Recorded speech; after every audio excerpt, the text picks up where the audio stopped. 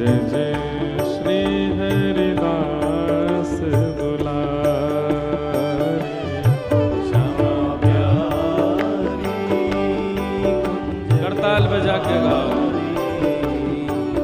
जय जय श्री हरिदास दुलारी श्यामा प्यारी कुंज बिहारी।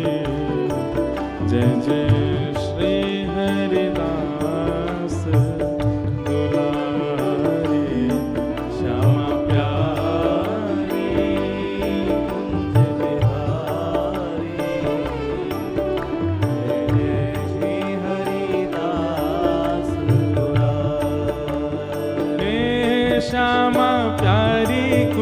बिहारी।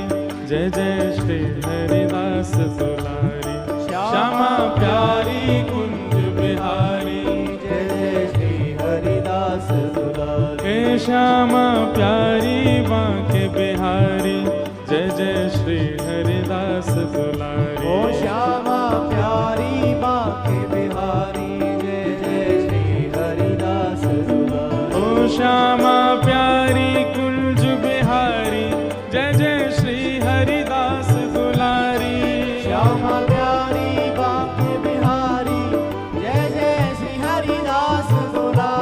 श्यामा प्यारी कुंज बिहारी। जय जय श्री हरिदास दुलारी श्यामा प्यारी कुंज बिहारी। जय जय श्री हरिदास दुलारी श्यामा प्यारी कुंज बिहारी।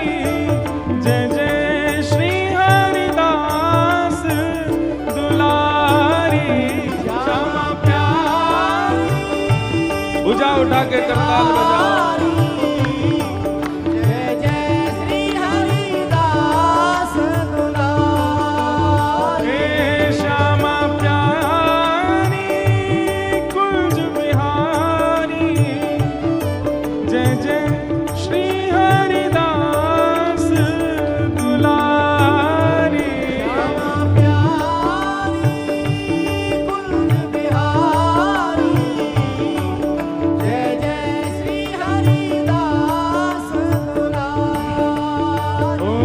श्यामा प्यारी कुंज बिहारी। जय जय श्री हरिदास दुलारी श्यामा प्यारी कुंज बिहारी। जय जय श्री हरिदास दुलारी ओ श्यामा प्यारी कुंज बिहारी। जय जय श्री हरिदास दुलारी श्यामा प्यारी कुंज बिहारी। जय जय श्री हरिदास दुलारी श्यामा प्यारी कुंज बिहारी। जय जय श्री हरिदास दुलारी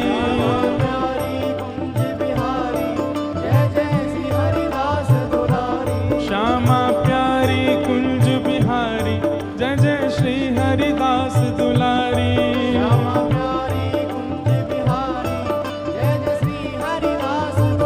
हे श्यामा प्यारी कुंज बिहारी। जय जय श्री हरिदास दुलारी श्यामा प्यारी कुंज बिहारी। जय जय श्री हरिदास दुलारी ओ श्यामा प्यारी कुंज बिहारी। जय जय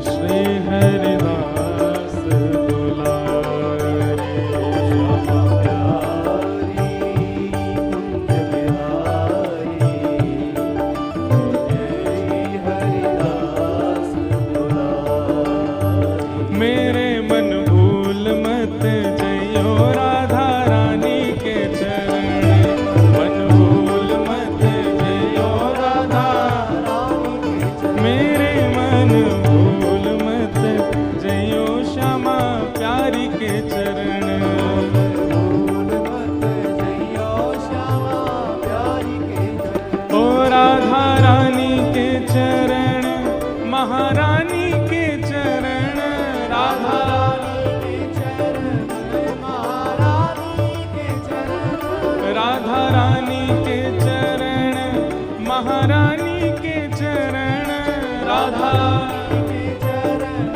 का भाव से मेरे मन भूल मत जइयो श्यामा प्यारी के चरण।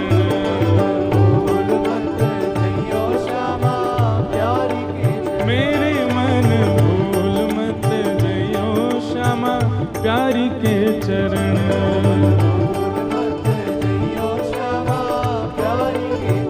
हे वृषभानु की किशोरी सुन गैया हूते भोरी। वृषभानु की किशोरी वृषभानु की किशोरी सुनी गैया हूते भोरी।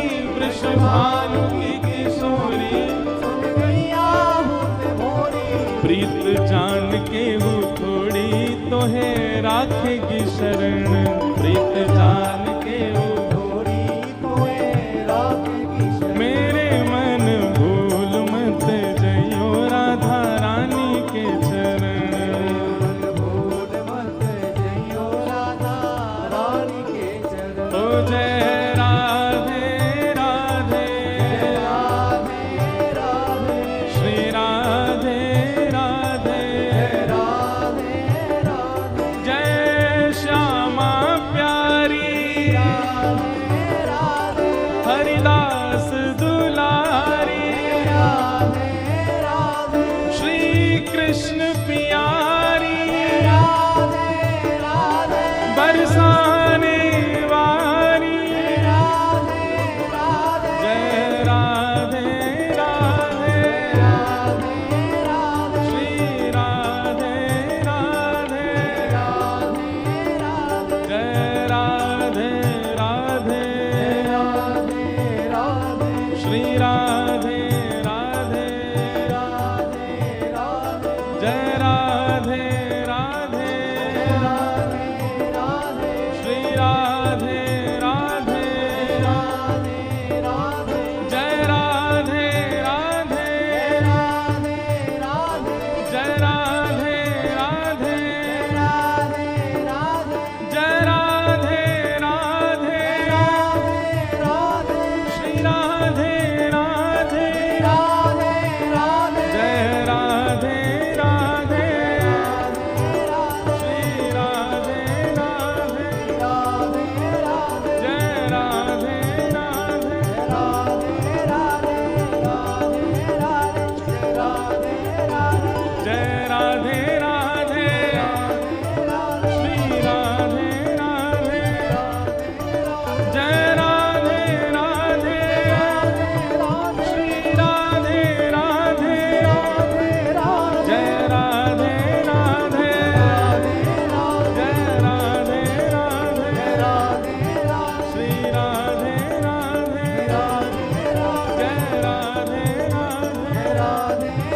जय राधे राधे श्री राधे राधे जय जय श्री राम जय जय श्री राम जय जय श्री राधे।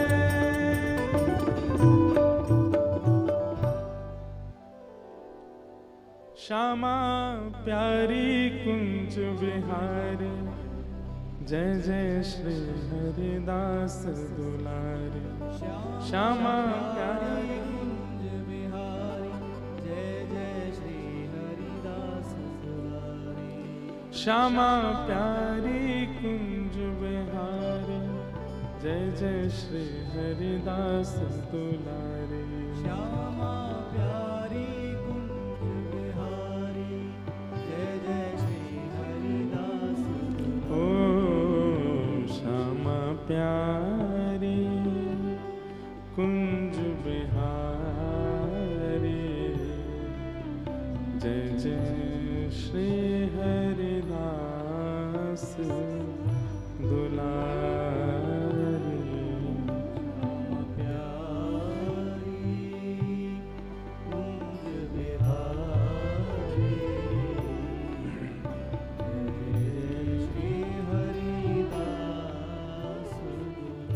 बोलो वृंदावन बिहारी लाल की।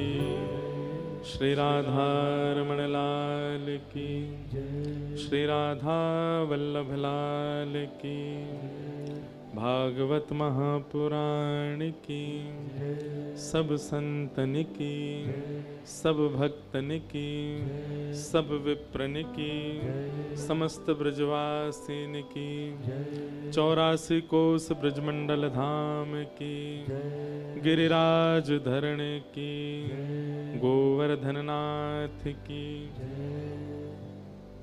रज रानी की, रस रानी की, महारानी की, वृषभानु दुलारी की, वृषभानु के जमाई की, लाला के बाबा की, बाबा के लाला की, लाला बाबा दोनों की, भक्तन के लाला की, लाला के भक्तन की, लाला भगत दोनों की।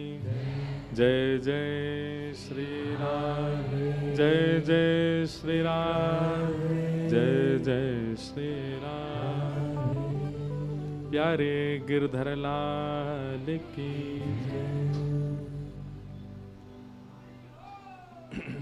बधाई हो।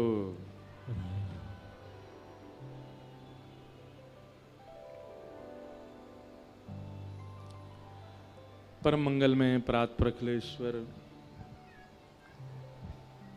अकारण करुणा वरुणालय, भक्तवांछा कल्पतरु, तड़िद्वित विनिंदित पीताम्बरधारी श्री बाल कृष्ण लाल की वांगमयी शब्दमयी प्रतिमूर्ति श्रीमद् भागवत महापुराण हम आप सबके मध्य में विराजमान हैं, उन्हें बारंबार प्रणाम। मंच पर उपस्थित समस्त विप्रवृंद, श्रीमद् भागवत जी की सेवा में विराजमान समस्त गंधर्वजन, कथा के यजमान हमारे बी पराग जी और उनका परिवार, और आप सभी श्रोता भाई बंधु मातृशक्ति, सबको जय श्री कृष्ण, जय सिया राम, जय श्रीमन नारायण, जय जय श्री राधे। बधाई हो, बधाई हो, बधाई दो।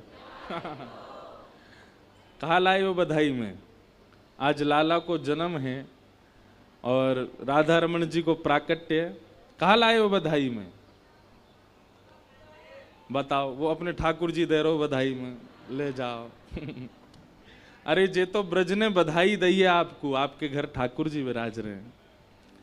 बधाई व्यंजनन की नहीं चाहिए,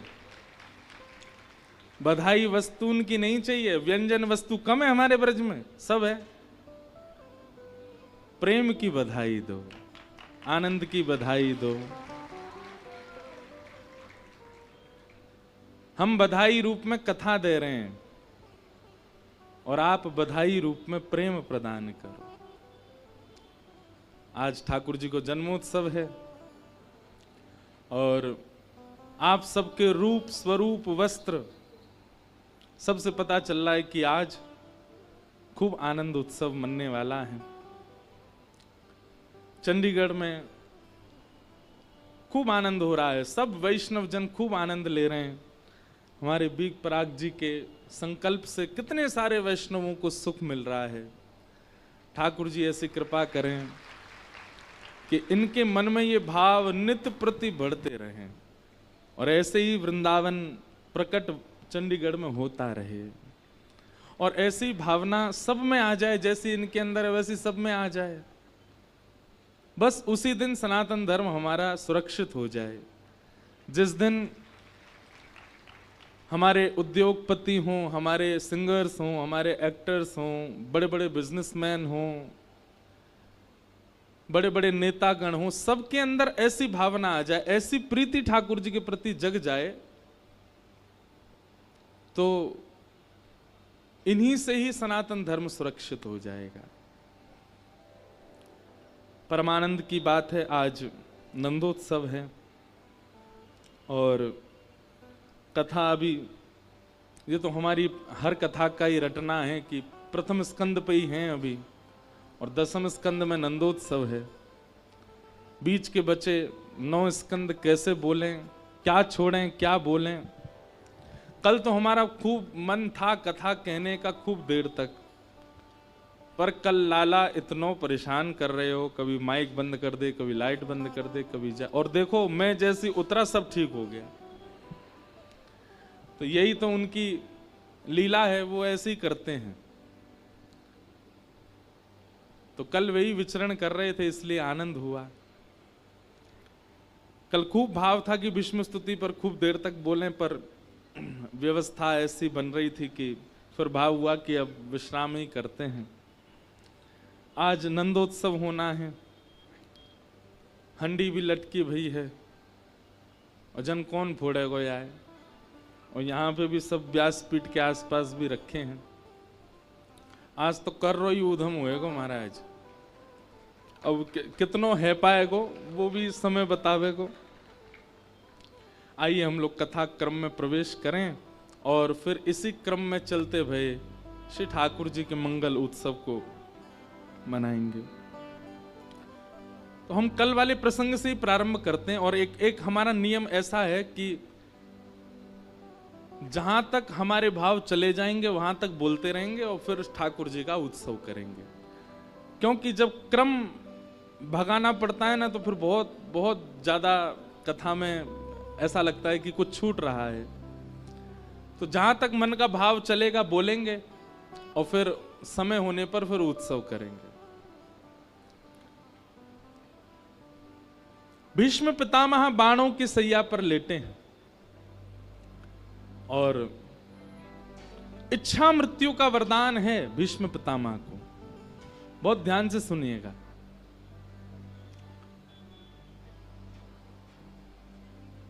संसार में हम सबको इच्छा मृत्यु का वरदान मिला हुआ है, पर हमने कभी मृत्यु की इच्छा रखी नहीं है कि कैसी हो।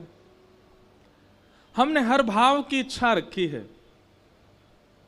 जैसे जैसे हमारी आयु बढ़ती जाती है हम सब सोचते हैं ऐसे स्कूल में पढ़ना है, ऐसे कॉलेज में पढ़ना है, ये जॉब करनी है, ऐसी कन्या से विवाह करना है, ऐसे पुरुष से विवाह करना है, बालक हमारे ऐसे होने चाहिए, उन बालकों का हम ये नाम रखेंगे। सब सोचते हैं, सबकी इच्छा करते हैं हम।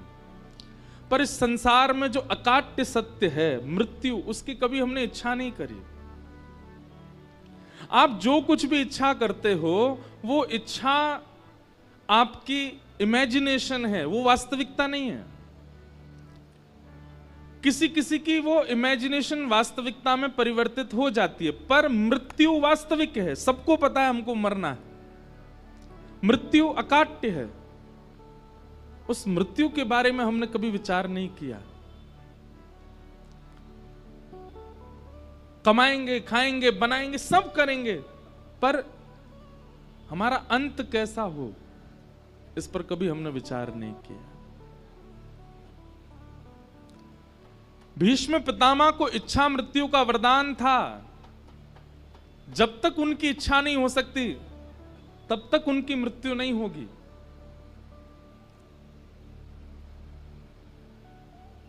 पर उन्होंने अपनी मिली हुई इच्छा मृत्यु को कैसे सदुपयोग किया।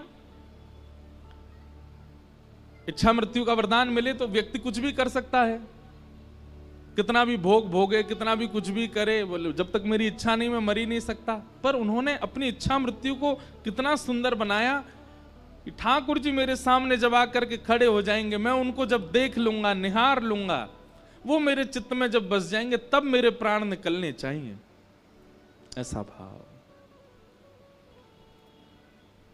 पीतांबरी कसी हो, मुखड़े पे एक हंसी हो, छवि मन में ये बसी हो, जब प्राण तन से निकले। इतना तो कहना स्वामी, जब प्राण तन से निकले। गोविंद नाम लेकर जब प्राण तन से निकले। कितना अच्छा हो।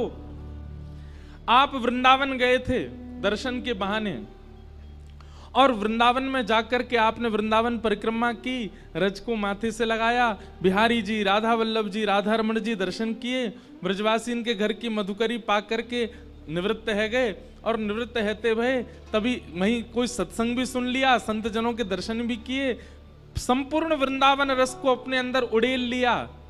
बस थोड़े थक हार करके यमुना जी के तट पर बैठे थे, ठंडी ठंडी सौंधी हवा चल रही थी, यमुना जी का पुलिन, यमुना जी कलकल करके बह रही हैं, और पूरे दिनचर्या दिन भर में क्या क्या किया वो सब मस्तिष्क में घूम रहा है। राधा रमण जी की पीली पोशाक है, राधा वल्लभ जी ने कलियों का श्रृंगार किया है, श्री वृंदावन बिहारी लाल सुंदर घेराव पहन करके बैठे हैं, श्री जी की प्रसादी, ऐसे बढ़िया प्रसाद पा करके आए, नाम संकीर्तन सुन के आए हैं, रसिक जनन की वाणी सुन के आए हैं, ये सब चिंतन में चल रहा है। और तभी नेत्र खोल करके देखते हैं तो एक दिव्य ज्योति है, श्री राधा माधव सामने सन्मुख खड़े हैं, हमें अपनी ओर बुला रहे हैं, और बस उसी क्षण वृंदावन की वहीं कण में ही हमारे प्राण निकल जाए। ऐसा विचार किया कभी? हम व्यासपीठ से कह रहे हैं बंधु, यहां से बाहर मृत्यु की चर्चा अपसगुन मानी जाएगी, पर यहां अपसगुन नहीं है, ये सगुन है।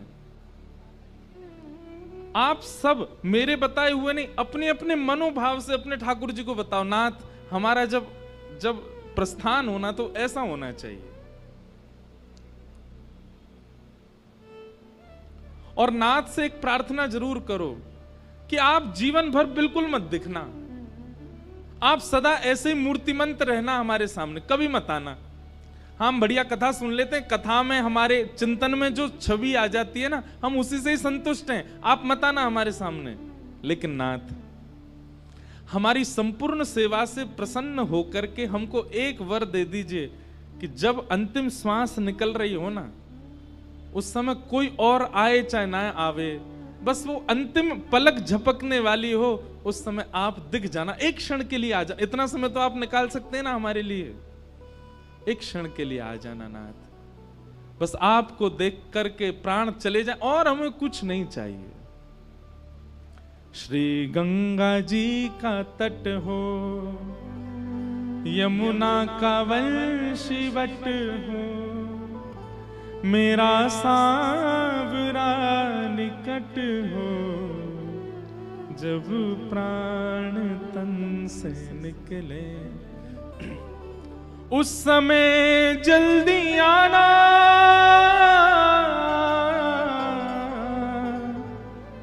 नानाथ भूल जाना।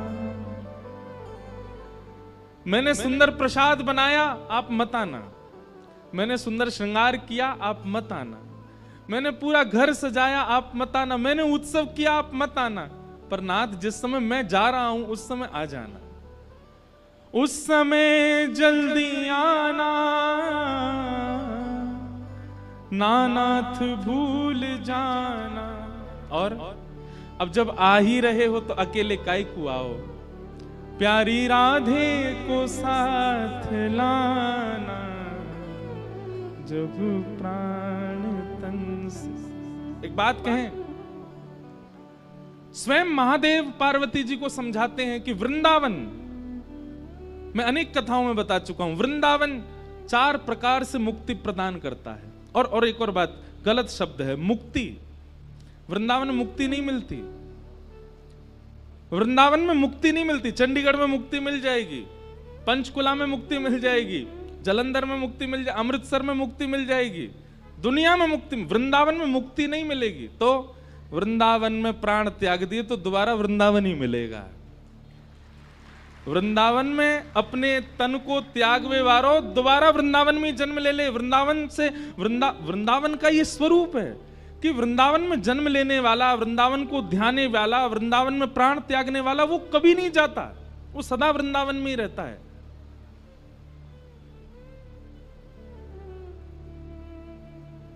महादेव कहते हैं पार्वती जी से, जन्म वृंदावन में, मृत्यु कहीं भी। उस व्यक्ति को निश्चित है कि वृंदावन पुनः मिलेगा। दूसरा, जन्म कहीं भी, मृत्यु वृंदावन में, उसको वृंदावन मिलेगा। तीसरा, जन्म कहीं भी, और मृत्यु कहीं भी, लेकिन बस अंतिम क्षण जब बाकी सब यात्रा में 11 कदम ब्रजवासी चलो गयो, वही से वृंदावन मिल जाएगा। वृंदावन सामान्य नहीं है भैया, वृंदावन साधारण नहीं है।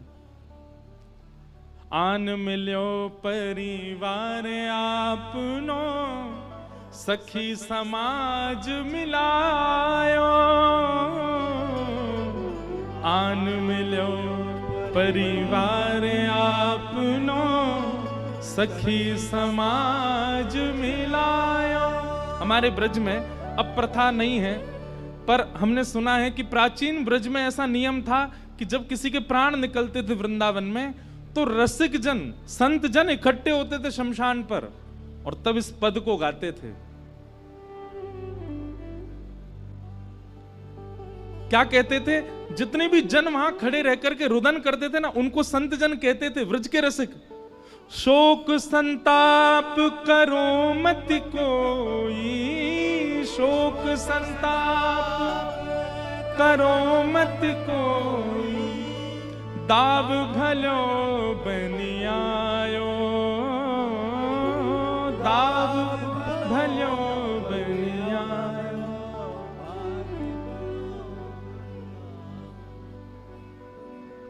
भाग्य बड़ो वृंदावन पायो, भाग्य बड़ो वृंदावन पायो। और एक और बात, अब यहां पर भी दो बात आती है कि अगर वृंदावन में प्राण त्यागने वाला, उसने कभी भजन नहीं किया, उसने कभी संत संग नहीं किया, व्यसनों में पड़ा रहा, लेकिन वृंदावन में प्राण त्याग दिए, तो फिर वो अगले जन्म में वृंदावन का ही कोई बंचर जीव बन के आएगा, पर आएगा वृंदावन में। लेकिन यदि वृंदावन में उसने भजन करते हुए, संत संग करते हुए, श्री प्रिया प्रियतम का स्मरण करते हुए प्राण त्यागे, तो क्या होगा? बोले तो उसको निज वृंदावन प्राप्त होगा। निज वृंदावन क्या है? मैंने कई बार अपनी कथा में निज वृंदावन का रूप बताया है। निज वृंदावन कैसा है? ऐसे ही बिहारी जी हैं, ऐसे ही राधा रमन जी हैं, ऐसे ही राधा वल्लभ जी, ऐसी गलियां हैं, ऐसा ही है वो वृंदावन, पर वो सचल है। सचल कैसे? बिहारी जी ऐसे ही नहीं खड़े रहेंगे। आप दर्शन करने जाओगे तो कहो तो कमर पे हाथ धर के खड़े हो, आपसे ही पूछने लगे, ए भैया कहां ते आ, कुछ लेके ना आयो मेरे काज, चल भाग यहाँ ते खाली हाथ आयो है। राधा रमन जी के दर्शन करने जाओ तो कहो तो अपनी सिंहासन पे पाम लटका के हिलाते हुए दिख रहे हैं। आपने जाके जय हो जय जय बोले, आजा आजा दर्शन कर ले, बढ़िया आज कुलिया दो याकू, ठाकुर जी बोलते हुए दिखेंगे। और निज वृंदावन में सामान्य भीड़ नहीं होगी। तो निज वृंदावन में किसकी भीड़? जिन्होंने वृंदावन को गाया था, ऐसे रसिक जन ही वृंदावन में भ्रमण करते हैं। आपको ऐसा मिलेगा, कोई आके कहेगा अरे जल्दी चलो, बोले क्यों? बोले जुगल घाट पर श्री स्वामी हरदास जी महाराज बैठे और गोद में श्री कुंज बिहारी लाल बैठे, चलो दर्शन करवे चलें। दौड़ के जाओगे तो वहां उनके दर्शन हो जाएंगे। ये सब रसिक जन उस निज वृंदावन में ही हैं और सदा निज वृंदावन में ही रहते हैं।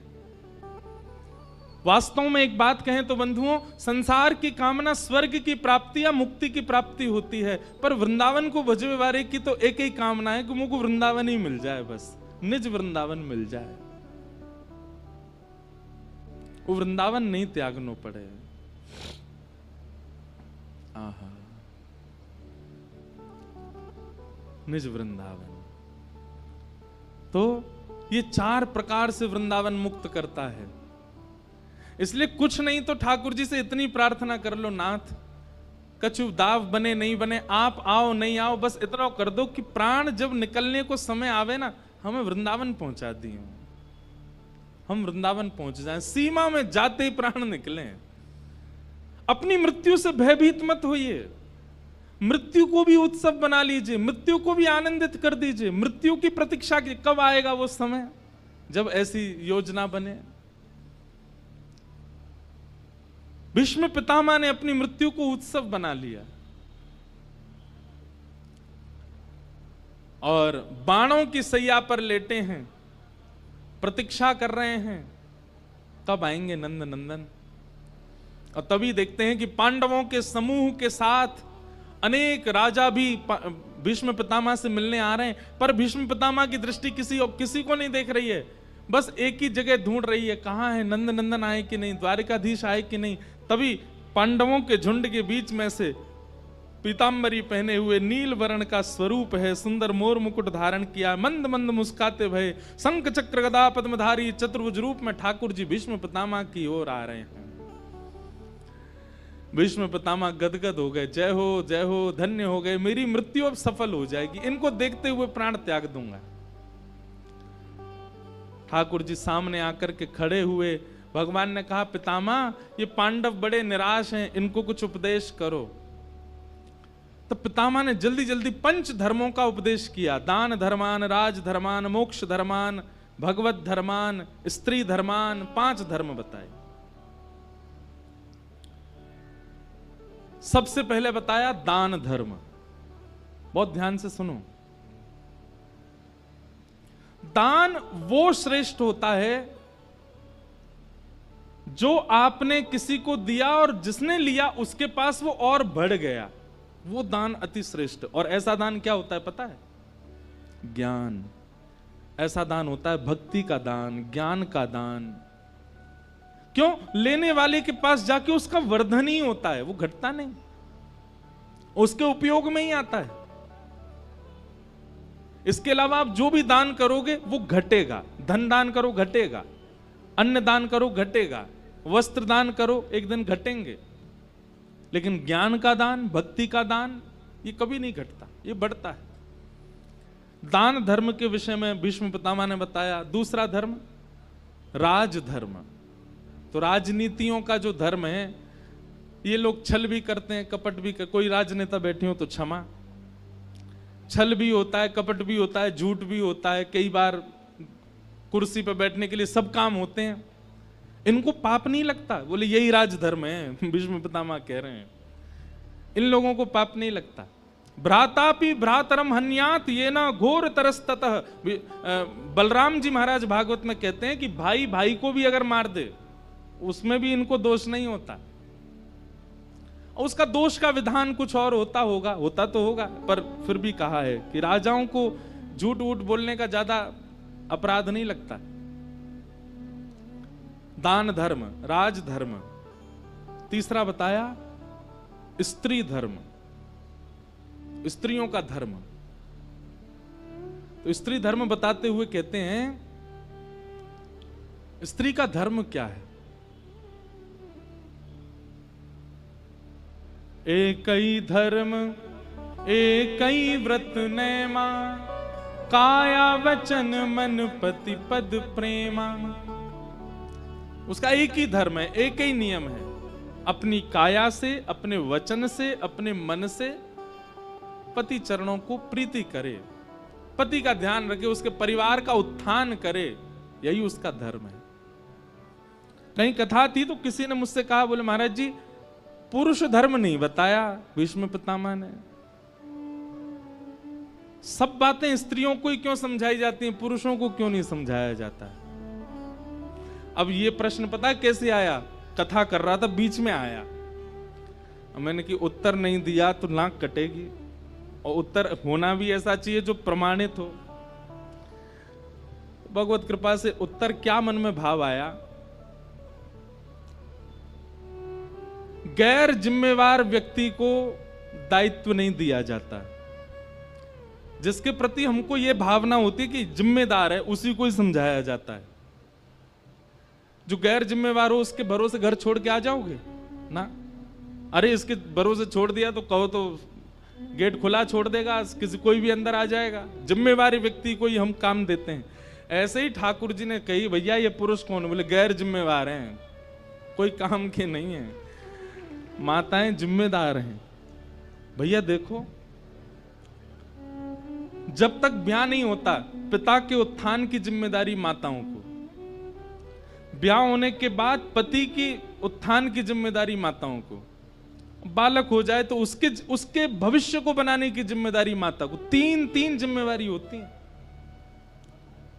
इसीलिए शास्त्रों में ज्यादातर माताओं को ही समझाया गया, पुरुषों का क्या, पड़े रहते हैं, कुछ भी कर लो तो कर दो, ठीक है, माताओं से ही चलता है घर।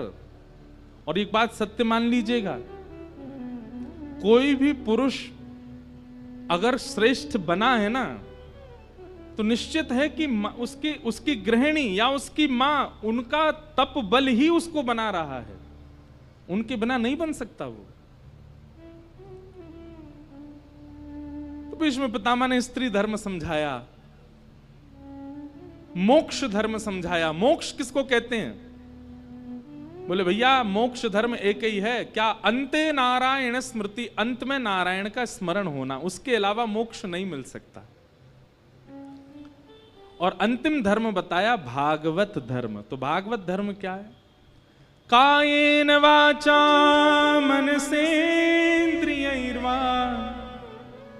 बुद्ध्यात्मना भानुषित स्वभावात् करोमि यत् सकलं परस्मै नारायणायेति समर्पयेत्।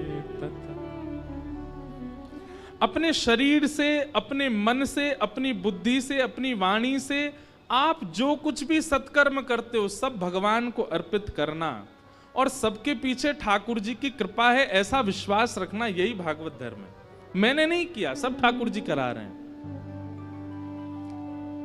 मेरी कथा सुनकर के आपके जीवन में परिवर्तन हो और ये बात आप मुझसे कहो और मुझे अभिमान हो, हाँ मेरी कथा से हो रहा है, तो ये मेरा सबसे बड़ा दुर्भाग्य होगा कि मैं ऐसा मानूं कि मेरी वाणी से हो रहा है।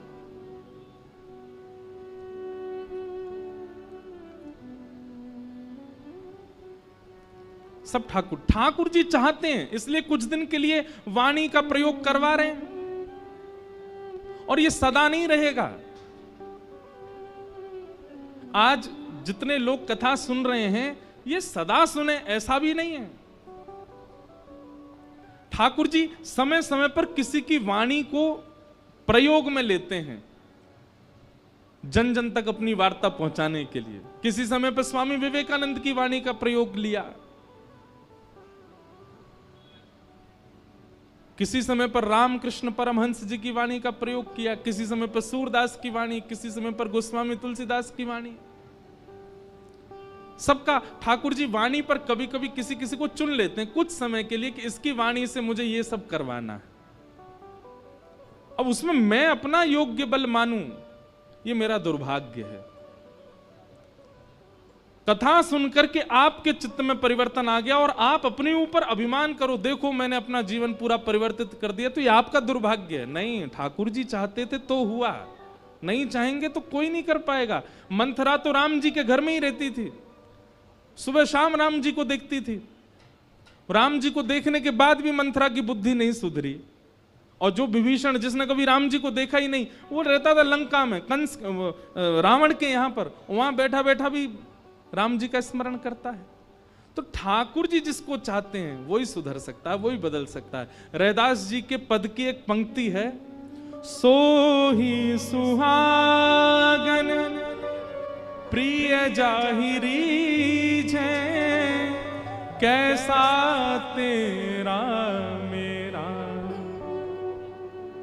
वही सुहागन है जिससे ठाकुर जी रीझ गए हों। आप लोग मिलने आते हैं, कभी कभी मैं देखता हूं नेत्रों में अश्रु होते हैं। क्यों?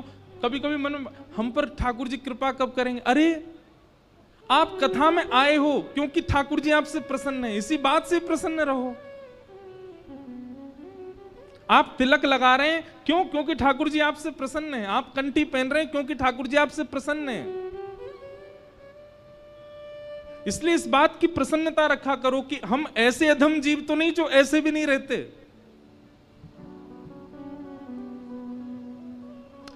भीष्म पितामह ने पंच धर्म समझाए, बहुत सुंदर है, बहुत बड़ा विषय है, मैंने छोटे में ही कहा है।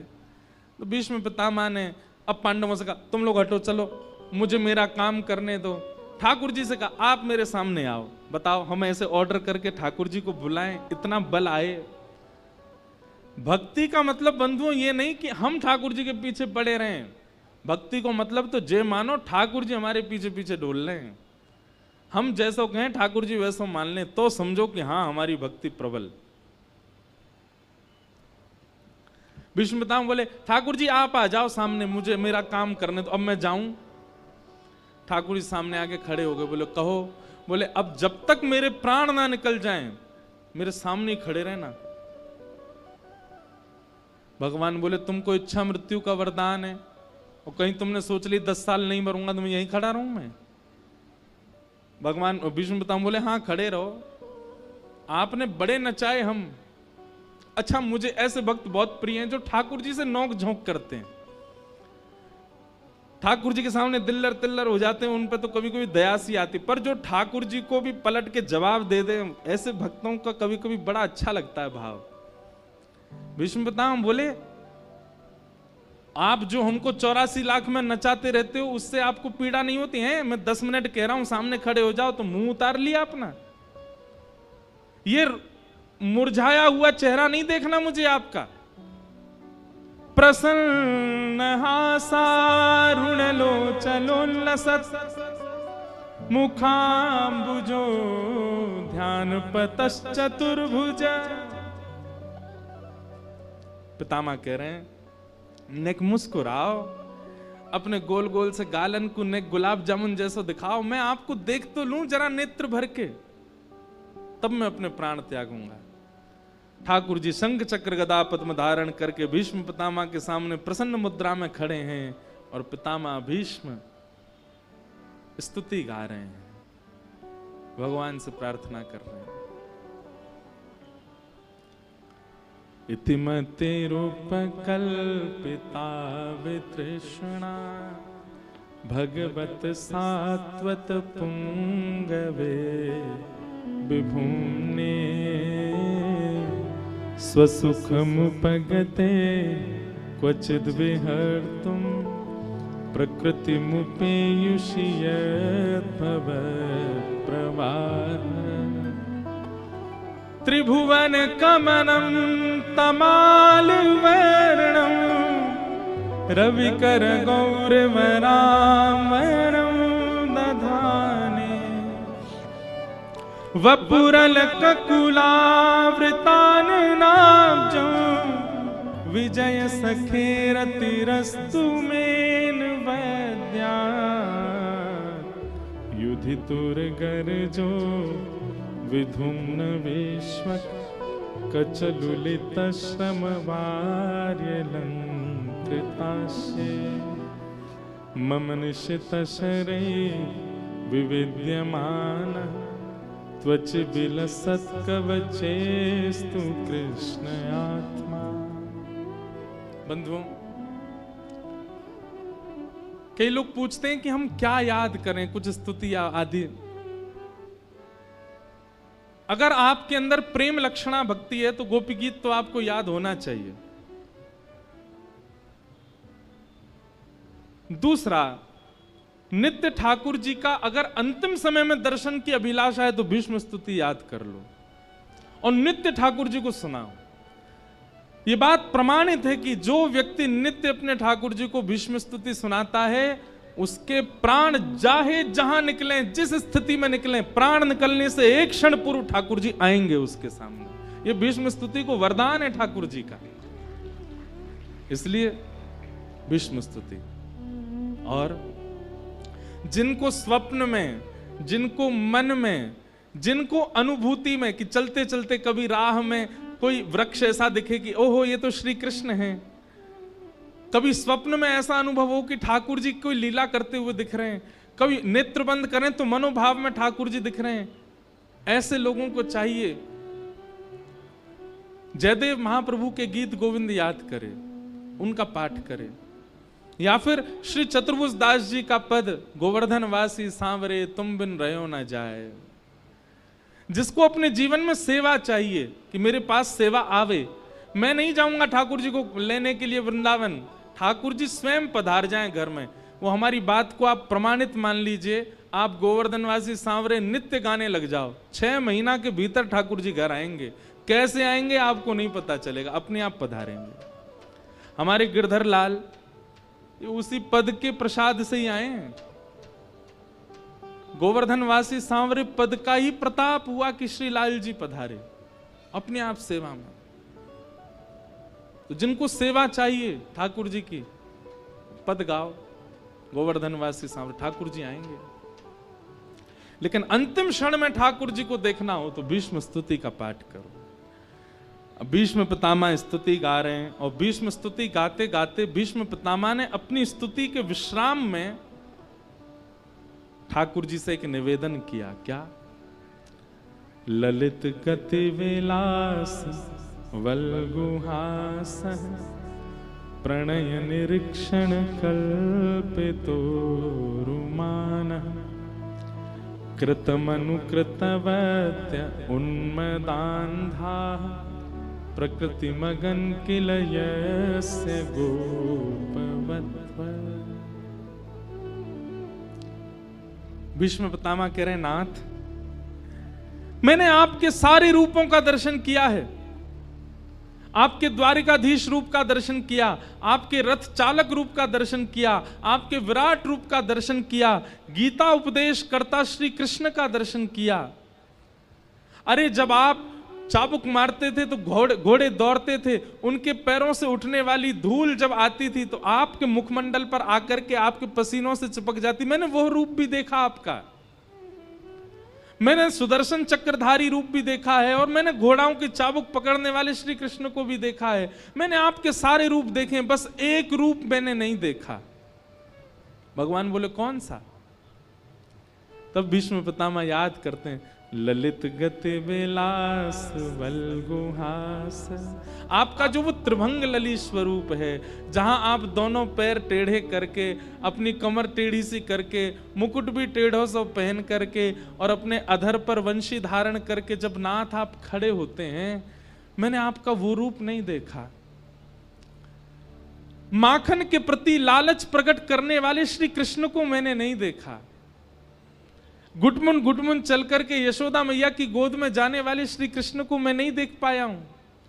गैयाओं के गोबर में कंठ कंठ तक धसे रहने वाले श्री कृष्ण को मैं नहीं देख पाया हूं। ब्रज की रज में सता ओतप्रोत रहने वाले श्री कृष्ण को मैं नहीं देख पाया हूं।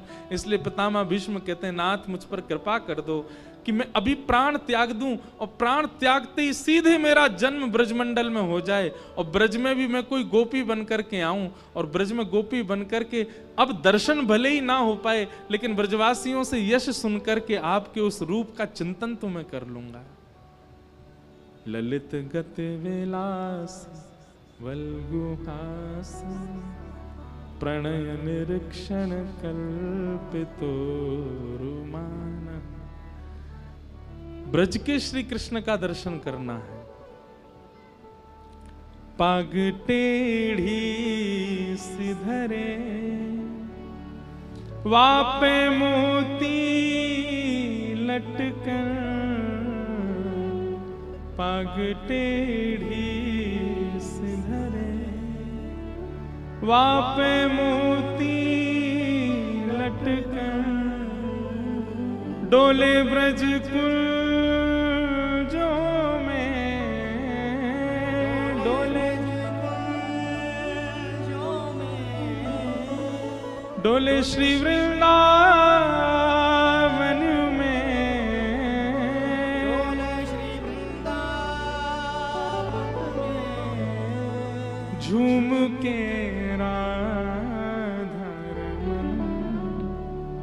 पाग टेढ़ी सिधरे,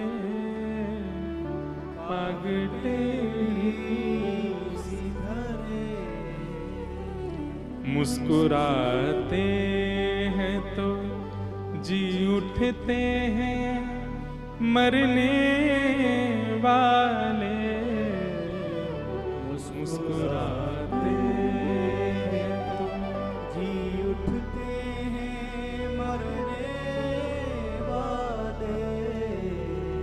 मुस्कुराहट ही तेरी, मुस्कुराहट ही तेरी, करती जीते जी मरण, पाग टेढ़ी सिधरे,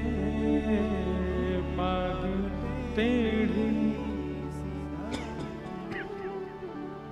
भीष्म पितामह कह रहे हैं, नाथ सब रूप देखे आपके, पर वह रूप नहीं देखा जो ब्रज में है। ब्रज के उस रूप का दर्शन करना है। कैसे हैं ठाकुर जी ब्रज में? अपनी प्रभुता त्याग करके नित्य योजना बनाते हैं। काय की? जब तक छोटे थे तो योजना बनाते थे मक्खन चुरावे की, फिर नेक बड़े भय तो योजना बनाने लगे श्री जी के दर्शन की। ठाकुर जी योजना बना में कैसे उस श्री जी मुख को दिख जाए और करें। आहा, हमारे मलूक दास जी का बहुत सुंदर एक पद है। मलूक दास जी एक पद गाते हैं कि ठाकुर जी श्री जी का दर्शन करने कैसे जा रहे हैं।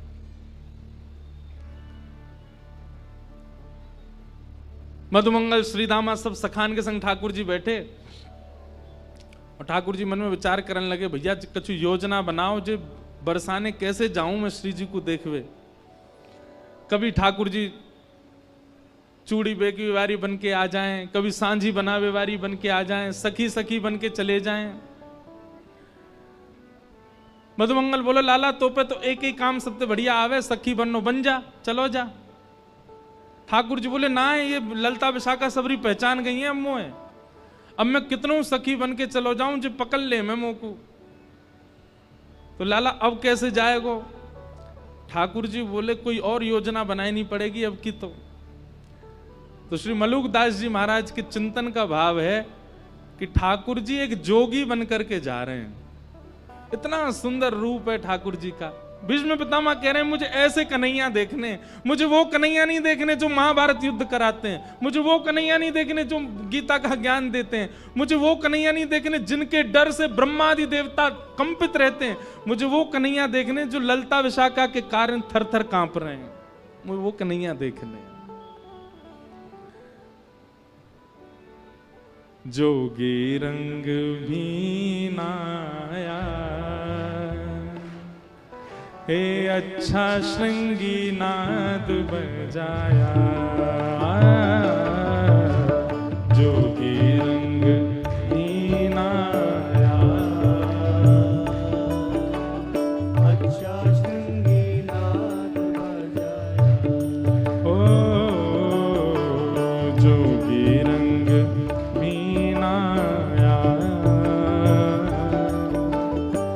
अच्छा श्रृंगी नाद बजाया। जोगी रंग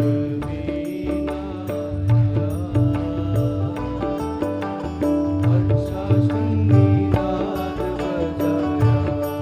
ओ जोगी रंग बीनाया अच्छा श्रृंगी नाद बजाया। जोगी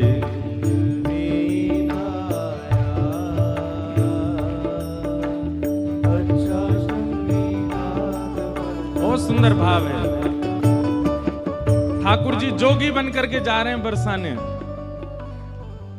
सब सखान से कह रहे हैं मेरो श्रृंगार करो। बोले कैसा श्रृंगार करो? बोले महादेव जैसा श्रृंगार करो। मधुमंगल बोलो, लाला महादेव की तो जटान में तो गंगा निकले, तेरी गंगा कैसे निकारे हम? तो पे तो केवल आंसू निकारने आम है, तू गंगा कैसे निकारेगो? इतने में ही श्रीधामा ठाकुर जी की मोतीन की माला लेके आयो और मोतीन के माला के बीच में नेक नेक नेक आटो लगा करके ऐसे मोती की माला बिल्कुल स्थिर कर दी और दर्शन करो। ठाकुर जी की बैनी गूंथ करके सिर पे ऊपर जटा बनाई और जटा के बीच में वो मोती ऐसे लगाया हुआ है कि मानो ऐसा लग रहा हो गंगा जी निकल रही हैं। आहा, मोती निलर अलग गंगा मानो जटा जूट में गंगा। मोती निलर अलग गंगा मानो जटा जूट में गंगा।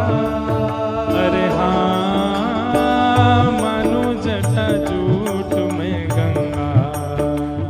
ओ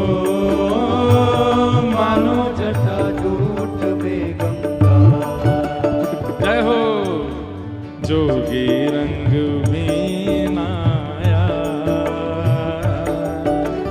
अच्छा श्रृंगी नाद बजाया, जोगी रंग बीनाया,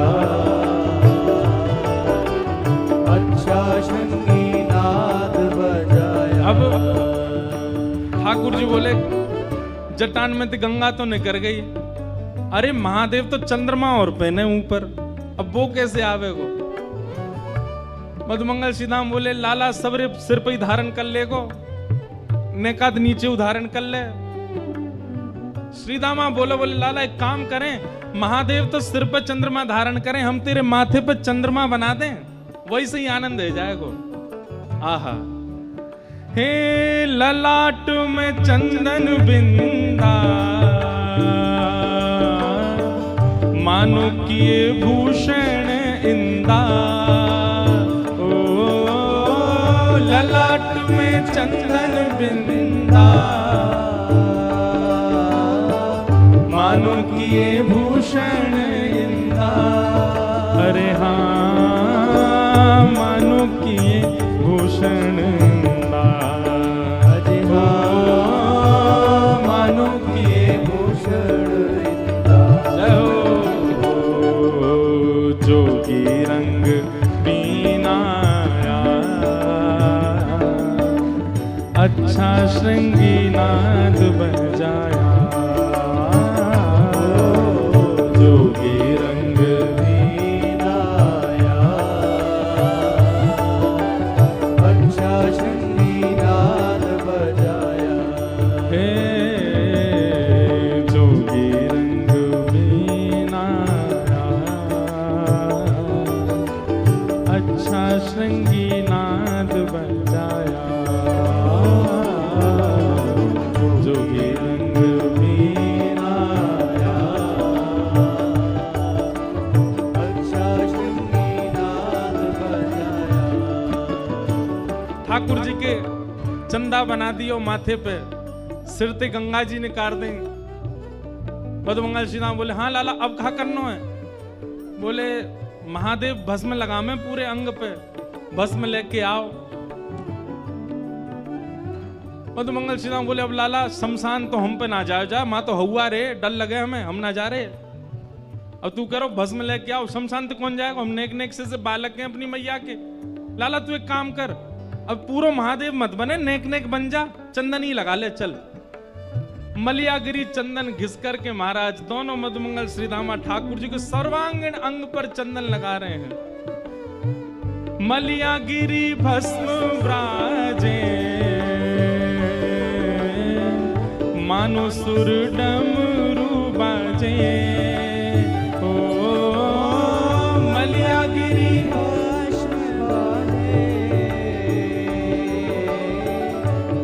अच्छा एक बहुत रहस्यमयी बात, हमने एक बार मलुक पीठ वाले महाराज जी हमारे पूज्य श्री राजेंद्र दास जी महाराज, उनसे एक बार पूछा, मैंने कहा महाराज जी मलुक दास जी ने यहाँ पर मलियागिरी भस्म क्यों लिखा, मलियागिरी तो चंदन होता है।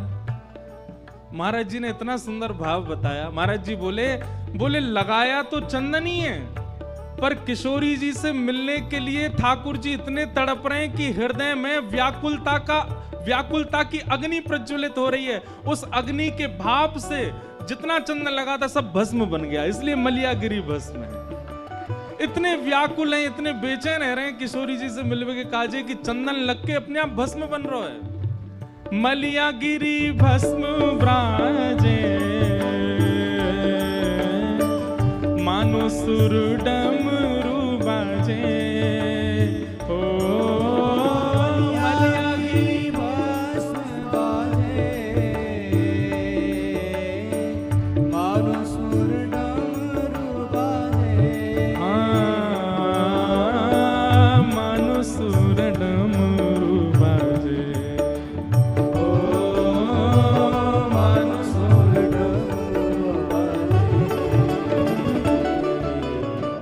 ठाकुर जी जोगी बन के बरसाने जा रहे हैं और श्री जी की अति प्रिय श्री देवी चित्रलेखा जी आई हैं। बोलो वृषभानु दुलारी।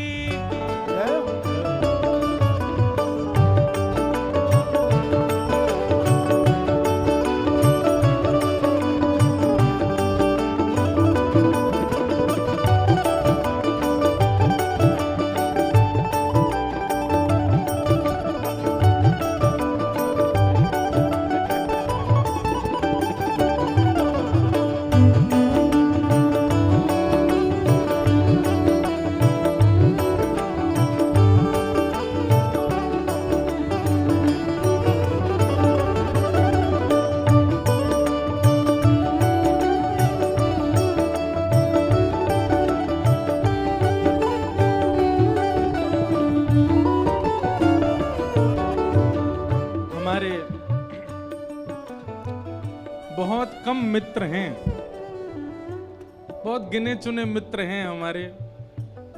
ठाकुर जी की कृपा से कम ही मित्र होने चाहिए। तो जो कुछ मित्रों में 3 विशिष्ट मित्र हैं, तीनों बैठे हैं एक साथ। देवी चित्रलेखा जी और आपके साथ में पूज्य श्री माधव प्रभु जी और हमारे राम जी महाराज। तो हमारे विशिष्ट मित्र कुछ ही हैं। सबसे पहले तो लाल जी हैं। लाल जी हमारे सखा हैं। वाके बाद जो कुछ विशिष्ट मित्र उनमें से आप तीनों अति विशिष्ट हैं, तीनों पधारे हैं।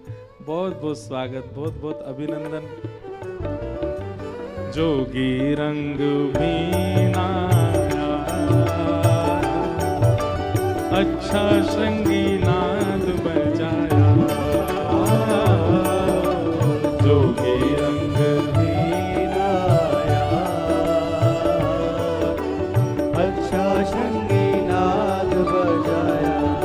महाराज ठाकुर जी के लर निकल आई, माथे पे सुंदर चंद्रमा धारण कर लियो, अंग पे मलियागिरी चंदन की भस्म लगा ले लियो। रे दर्पण कैसा लग रहा हूं? वो लाला पूरा जोगी लग रहा है। अलग निरंजन ठाकुर जी चिल्लाने लगे। बोले अब जा रहा हूं मैं बरसाने, अब मिलके आऊंगा श्री जी ते। और ठाकुर जी निकल पड़े महाराज बरसाने। बरसाने में जैसे ही प्रवेश किया, बरसाने में जाते ही ठाकुर जी घर घर के बाहर जा में अलग निरंजन जोर जोर से चिल्ला में। सबरी सखी निकल निकल के आमे। बोले कौन आयो आज?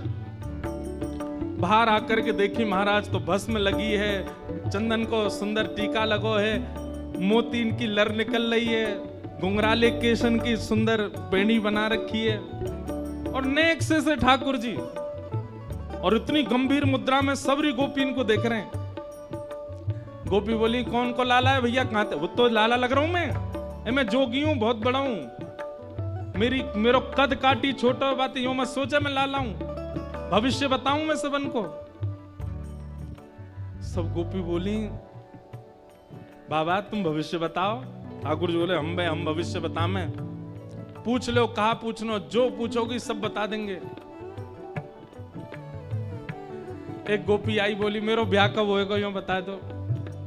ठाकुर जी बोले हाथ दिखा। तू तो कुआरी रहेगी जीवन भर, तेरो ब्याह ना होएगा, ऐसी चली जाएगी तू। बोले काय गुना? बोले बगल में नंदगांव में। बोले हाँ। मां नंद जी को लाला है? बोले हाँ। वाकू 21 प्रणाम रोज करे कर तेरो ब्याह हो जाएगा।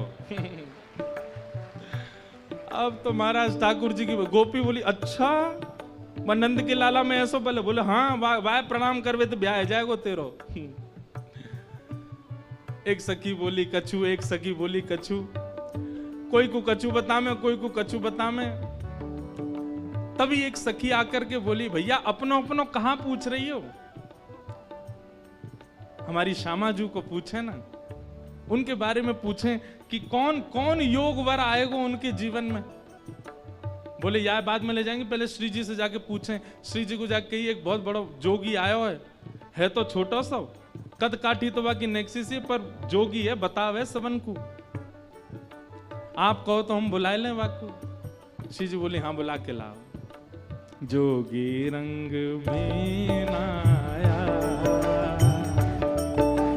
अच्छा श्रृंगी नाद बजाया, जोगी रंग बीनाया अच्छा श्रृंगी नाद बजाया। जोगी रंग बीनाया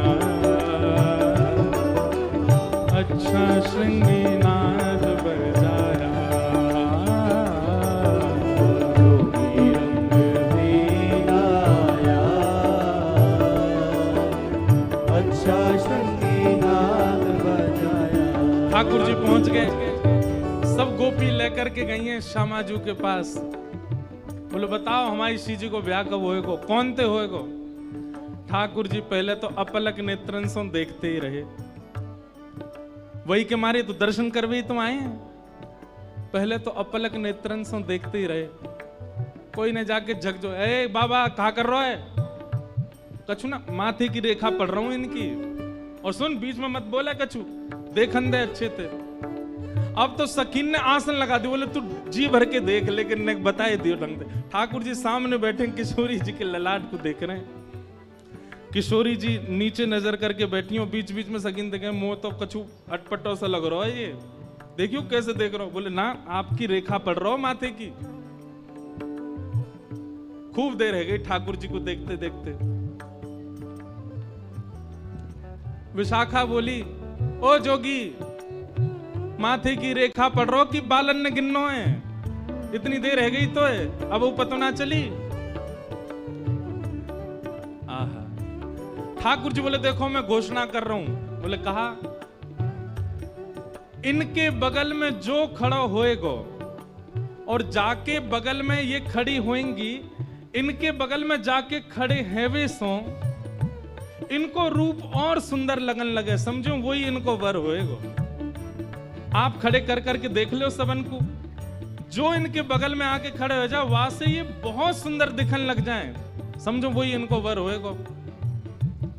बोले जी कैसी बात है बाबा?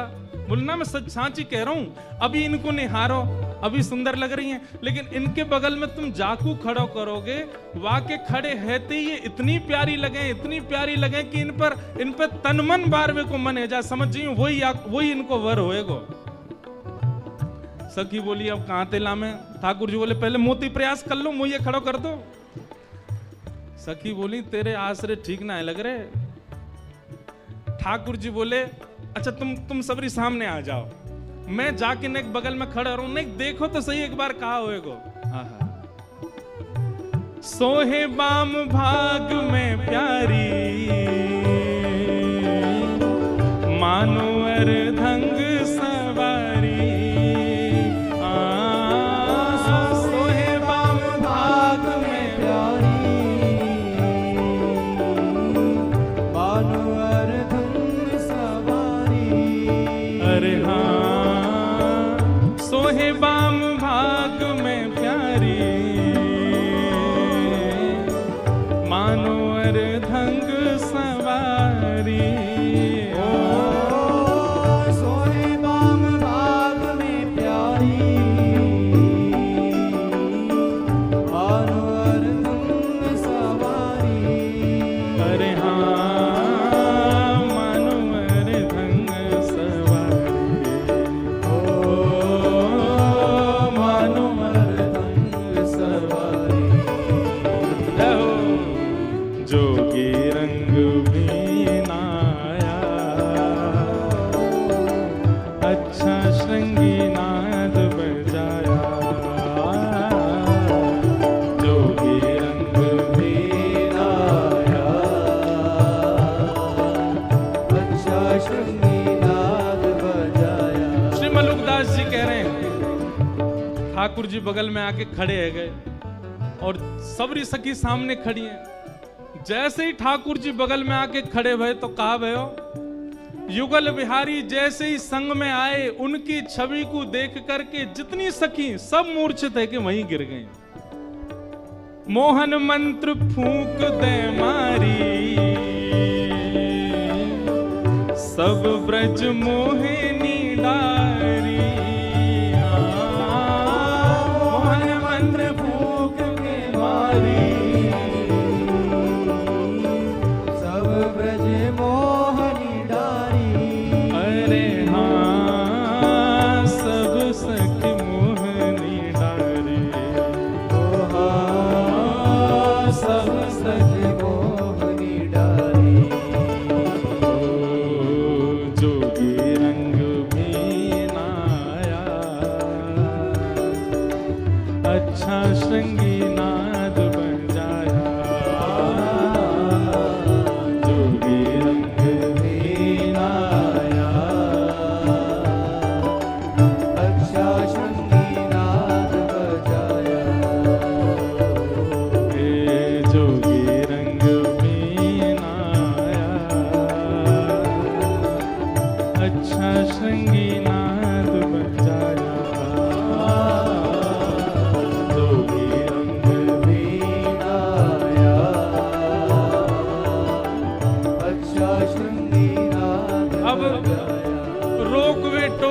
सारी सबरी सखी तो मूर्छित है गई, केवल श्यामा श्याम खड़े हैं। ठाकुर जी ने तुरंत मोती वोती निकाल लिए, केश खोल लिए, अपनो स्वरूप ने दिखाया, श्री जी मैं आया हूं।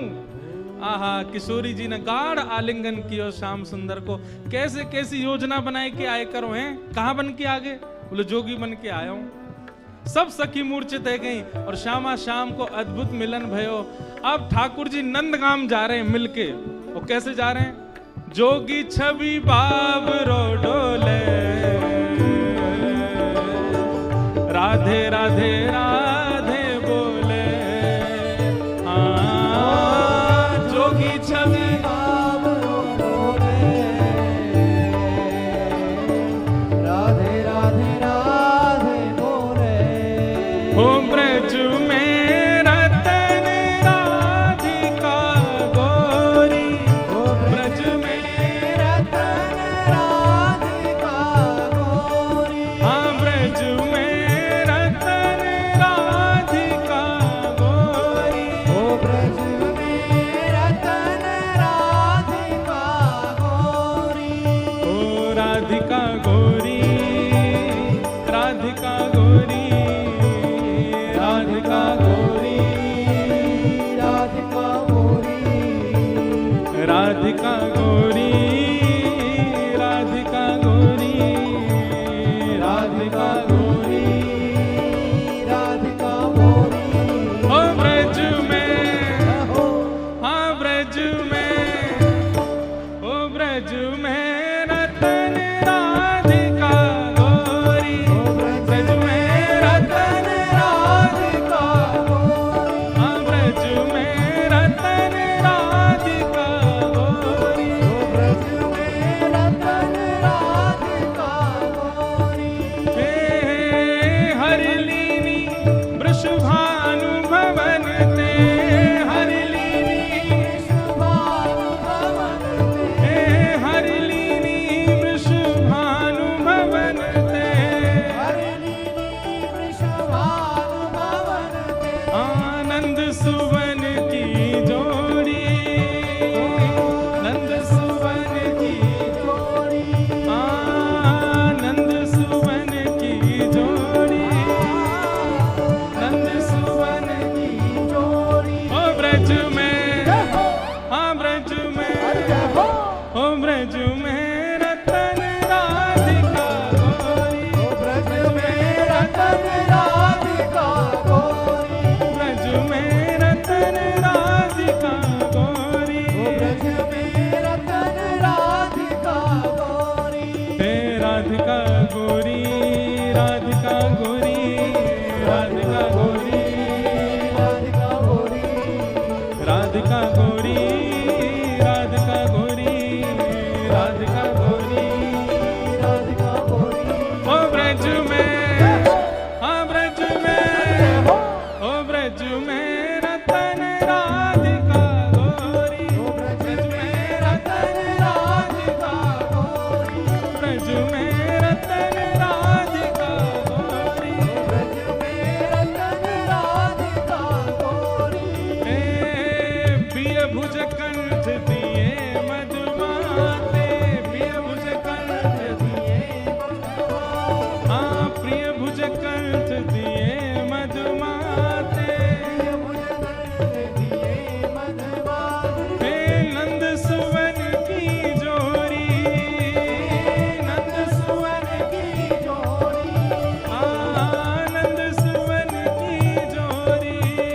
आनंद सुवन की जोड़ी। ओ ब्रज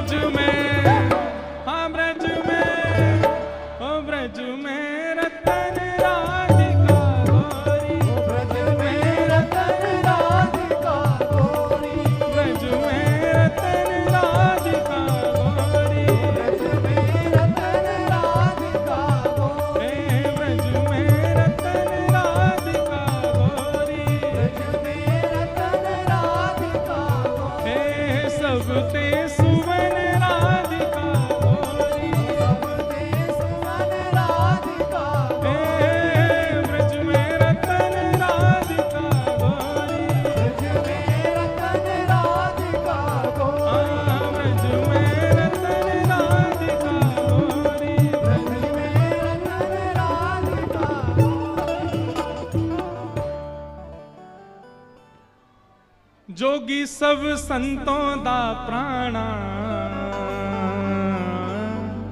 शरण मलूक ने माना। जोगी सब संतों दा प्राणा, शरण मलूक ने माना। हो शरण मलूक ने माना। जोगी रंग बीना आया, अच्छा श्रृंगी नाद बह जाया।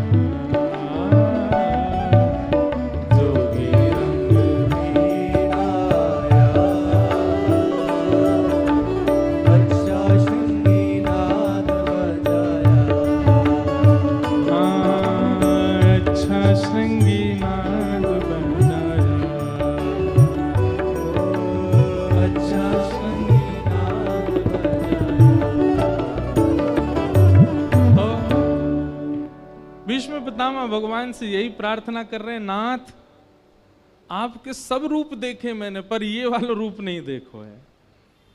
कि आप योजनाएं बनाते हैं श्री जी से मिलने के लिए, आप योजनाएं बनाते हैं ब्रजवासी भक्तन के घर से कछु मांगवे चुरावे के लिए। ललित गति विलास बल गुहास, प्रणय निरीक्षण कल्पितो रुमान। मुझे आपके उस रूप का दर्शन करना है प्रभु।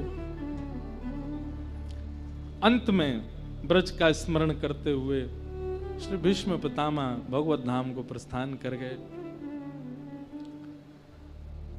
अब क्रम हम थोड़ा जल्दी जल्दी बोलें, बीच बीच में कुछ भावों को विशेष रखेंगे। भगवान द्वारिका प्रस्थान कर गए और भगवान की द्वारिका जाने के बाद उत्तरा के उस बालक ने जन्म लिया जिसकी भगवान ने गर्भ में जाके रक्षा की। ब्राह्मणों ने उसका नाम परीक्षित रखा। वही बालक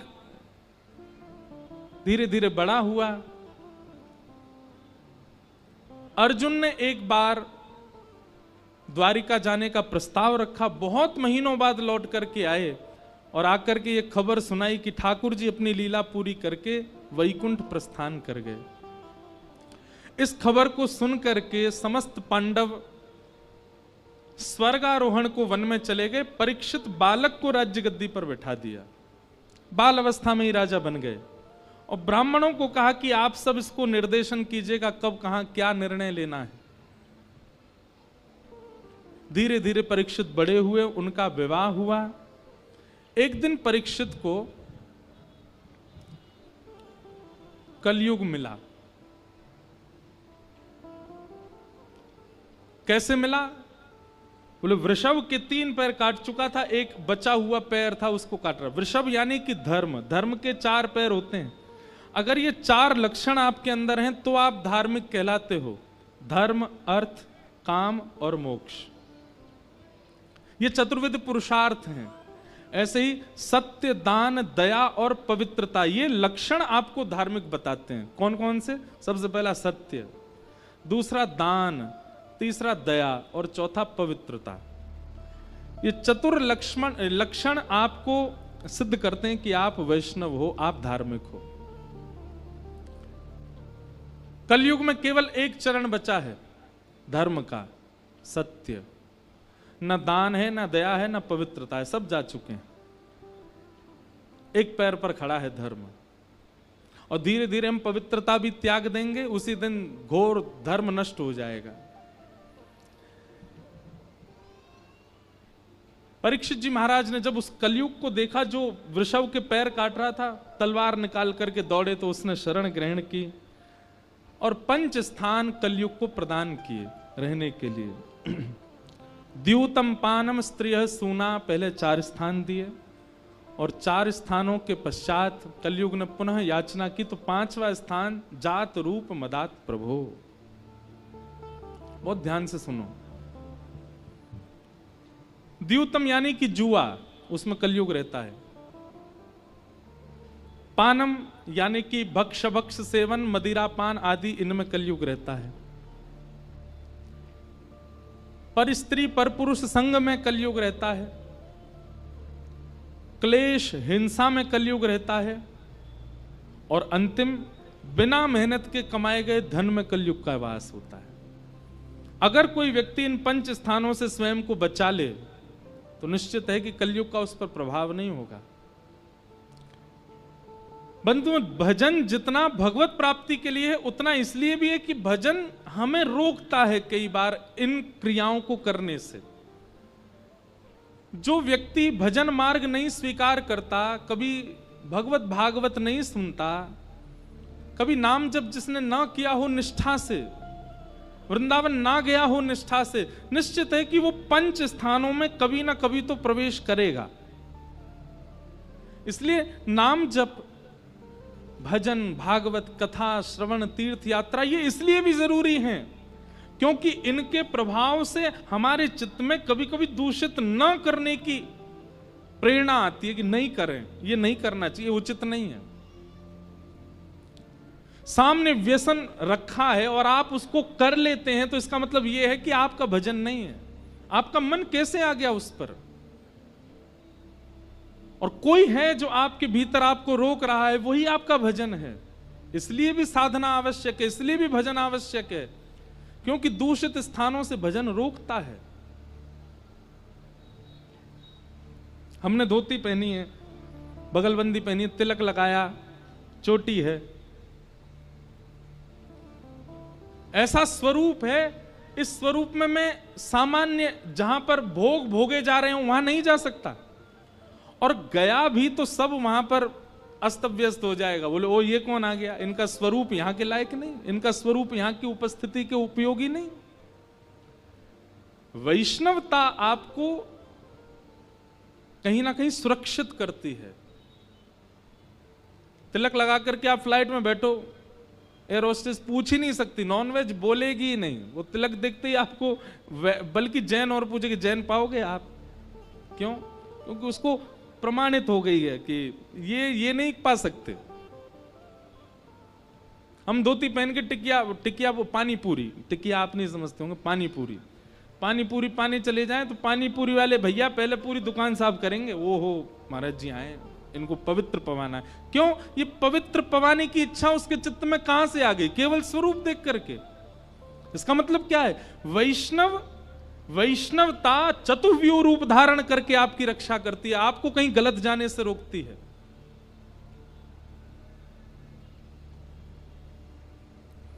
इसलिए भी भजन आवश्यक है, इसलिए भी तिलक आवश्यक है, इसलिए भी भेष आवश्यक है। तो भैया ये 5 स्थान है, इन 5 से जितना हो सके बचने का प्रयास करो। सबसे पहला तो द्यूतम, जुआ कभी नहीं खेलना। दूसरा, मदिरा पान भक्ष सेवन कभी नहीं करना। पर स्त्री पर पुरुष संग कभी नहीं करना। कलेश, हिंसा, लड़ाई झगड़ा इनमें कभी रुचि मत रखना, और बिना मेहनत के कभी धन मत कमाना। इन 5 में कहीं भी आपने किंचित भी प्रवेश किया, कलयुग आपको छोड़ेगा नहीं, पूरा हावी होगा आपके ऊपर। कलयुग को 5 स्थान देकर के राजा परीक्षित स्वयं। अच्छा एक बात बताएं, अधिकतर कथाओं में ऐसा कहा जाता है कि परीक्षित ने मुकुट पहना तो मुकुट से कलयुग उनके चित्त में प्रवेश कर गया, पर भागवत जी में ऐसा कहीं नहीं लिखा। भागवत जी में यह बात लिखी है कि परीक्षित कलयुग से मिला था, उसके मिलन भाव से संग दोष किंचित उसके चित्त में आ गया था। और वो किंचित दोष किस रूप में आया कि परीक्षित के मन में यह भावना उत्पन्न हुई कि मैं तो राजा हूं, मैं आज शिकार खेलने जाऊंगा। केवल यह हुआ था, और कहीं टीका में या कहीं और कहीं उसका वर्णन हो, पर भागवत जी में ऐसा नहीं है कि मुकुट पहनने से आया। हमने भी कई बार कथा में कहा, पर विशिष्ट विद्वानों ने बताया कि भाई ऐसा भागवत में नहीं है, ये कहीं और टीकाओं में है। लेकिन कलयुग का प्रभाव कैसे हो गया परीक्षित पे? बोले संग से। थोड़ी देर वार्तालाप की थी ना सामने खड़े होकर, उसी से ही प्रभाव हो गया। सदैव याद रखिएगा, दूषितता जीवन में सबसे पहले संग से आती है। आप कैसे के संग बैठते हो, कैसे के मिलते हो, कैसों के संग उठना बैठना आदि, ये सब बहुत प्रभाव डालते हैं आपके जीवन पर।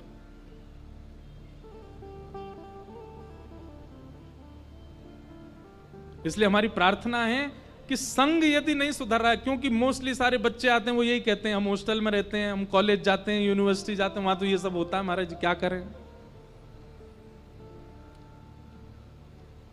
प्रहलाद जी से प्रेरणा लो, उनके तो माता पिता ही राक्षस थे, फिर भी प्रहलाद जी महाराज ने भगवत प्राप्ति के लिए दृढ़ विश्वास यदि चित्त में होता है ना, और हमारा लक्ष्य जब हमको क्लियर होता है, हमारा लक्ष्य जब हमारा दृढ़ होता है हमारे चित्त में कि हमको वो प्राप्त करना है, तो फिर कौन सी रुकावट, कैसी रुकावट, क्या आ रहा है, ये सब हम विचार नहीं करते, हम बस दौड़ते हैं।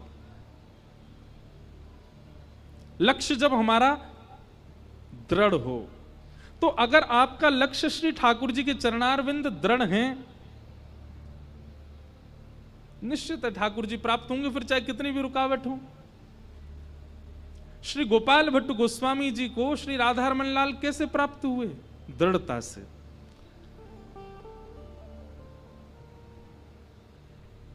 सुनो, द्रविड़ देश में, दक्षिण भारत में, श्रीरंगम के पास के गांव में गोपाल भट्ट गोस्वामी जी का प्रादुर्भाव हुआ। आपके चाचा जी श्रीमन महाप्रभु, चैतन्य महाप्रभु के अनन्य शिष्य थे। इस कारण से बचपन से ही आपके भीतर भी भक्ति भाव प्रज्वलित था। बहुत ध्यानपूर्वक सुनो सब लोग। श्री गोपाल भट्ट गोस्वामी 11 वर्ष की आयु के थे जब केवल, तब महाप्रभु जी का वहां आगमन हुआ और उन्होंने 4 महीना चातुर्मास वहां किया। ऐसा भक्तमाल जी में मैंने पढ़ा कि जब महाप्रभु जी बैठकर के प्रवचन करते थे तो 11 वर्ष की आयु में सामने बैठकर के श्री गोपाल भट्ट गोस्वामी जी नेत्रों से अविरल नीर बहाते और जाकर के दंडवत प्रणाम करते और जिज्ञासा में केवल एक ही प्रश्न करते कि हमें ठाकुर के साक्षात दर्शन कब होंगे। महाप्रभु जी इतने प्रसन्न हो जाते कि उनको उठा करके अपनी गोद में रखते। यही ऐसा ही प्रसंग आता है मीराबाई का। मीराबाई रोज आ जाती है कथा में। पहले दिन ही हमारे बी पराग जी ने हमको छेड़ दिया, बोले अगले साल महाराज जी मीरा चरित्र। अब मैं आधा चरित्र तो मैं यहीं सुना गया हूं इसी साल ही।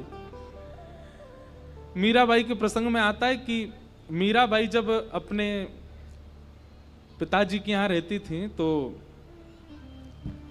एक जोशी नाम के वक्ता आते थे और वे जोशी जी आकर के कथा सुनाते थे। तो कथा सुनने के बाद में सब श्रोता प्रणाम करते थे मंच को। तो मीराबाई आती और मीराबाई आकर के जोशी जी से कहती, जोशी जी जो वक्ता थे उनसे, आप जिनका चरित्र सुनाते हो, आप जिनकी लीला सुनाते हो, जिनके नेत्र ऐसे हैं, जिनका वपु ऐसा है, जिनका मुकुट ऐसा है, ये हमको कब मिलेंगे? सबके प्रश्नों के उत्तर उनके पास होते, पर वो छोटी सी मीरा ऐसे बोलती कि मुझे कब मिलेंगे। जोशी जी स्तब्ध हो जाते और बस बचने के लिए कि अब इसको क्या उत्तर दूं, छोटी सी बालिका है, ऐसे ही व्यास मंच से हाथ फिर कहते मिलेंगे तुझको जरूर। वो बोलती कब मिलेंगे? मैं वही तो पूछ रही हूं, मिलेंगे कब? मिलेंगे, थोड़ी सी बड़ी हो जाओगी फिर मिलेंगे। ऐसे श्री गोपाल भट्ट गोस्वामी, महाप्रभु जी उनको उठा के अपनी गोद में बैठा लेते।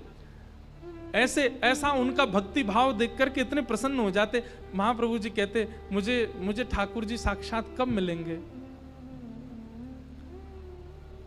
महाप्रभु जी कहते कृपा होगी और निश्चित होगी, हमारा आशीष है, तुम्हें ठाकुर जी निश्चित प्राप्त होंगे। एक बात सदैव याद रखना बंधुओं,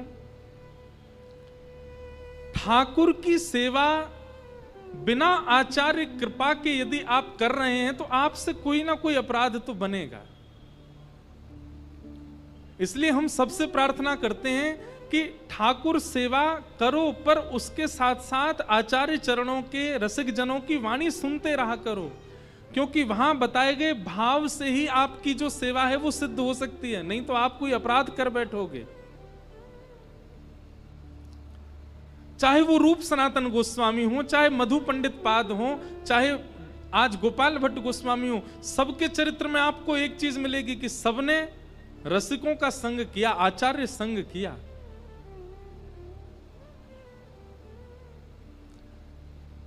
चातुर्मास के 4 महीने जैसे पूरे हुए, श्री महाप्रभु जी जैसे ही वहां से प्रस्थान करने लगे, उनके प्रस्थान के उस स्थिति को देखकर के गोपाल भट्ट गोस्वामी रुदन करने लगे, और रुदन करते करते पकड़ लिए चरणारविंद और कहने लगे, मैं नहीं रह पाऊंगा अब यहां पर, आप मुझे संगी ले चलो। महाप्रभु जी ने हृदय से लगाया और कहा, बालक, हम तो अब कहीं और प्रस्थान करेंगे, पर तुम्हारी इच्छा, तुम्हारी भावना देख करके जो भाव हमारे मन में प्रकट हो रहा है वो हम तुमको आज्ञा कर देते हैं, तुम वृंदावन चले जाओ। और वृंदावन में हमारे सेवक, हमारे परम शिष्य रूप सनातन गोस्वामी अभी हैं, उनके पास जाकर के तुम उनके चरणाश्रित हो जाओ, उनके सेवक बन जाओ। गोपाल भट्ट गोस्वामी वृंदावन आ गए और रूप सनातन गोस्वामी जी के साथ में आप श्री राधा माधव का नित्य चिंतन करते थे, उनके प्रवचनों को सुनते थे, और सुनते सुनते ऐसी स्थिति हो गई कि आपने भी कई सुंदर सुंदर ग्रंथों का अवलोकन किया, कई सुंदर ग्रंथों का निर्माण किया। एक बार आप दर्शन के लिए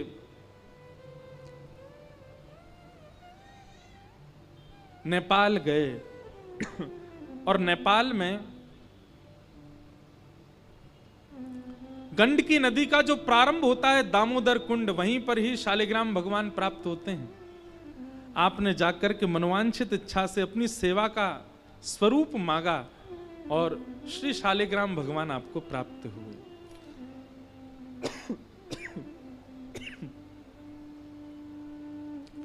उन्हीं शालिग्राम भगवान को लेकर के आप श्री वृंदावन पधारे और नित्य उन्हीं की सेवा करते थे। बहुत ध्यानपूर्वक सुनिएगा। श्री राधा रमण जी के प्रकट होने के एक नहीं अनेक कारण हैं।